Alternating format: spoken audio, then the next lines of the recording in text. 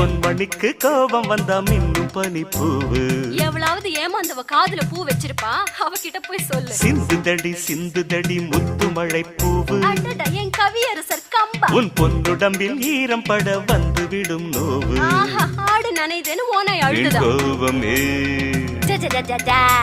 ஆண் பாவம் ஏ பாப்பா. I love you, I love you. நீ எங்கு செல்லக்கூடும் என்னை மீறி. என் கண்மணியே சொல்லுவதை கேளு.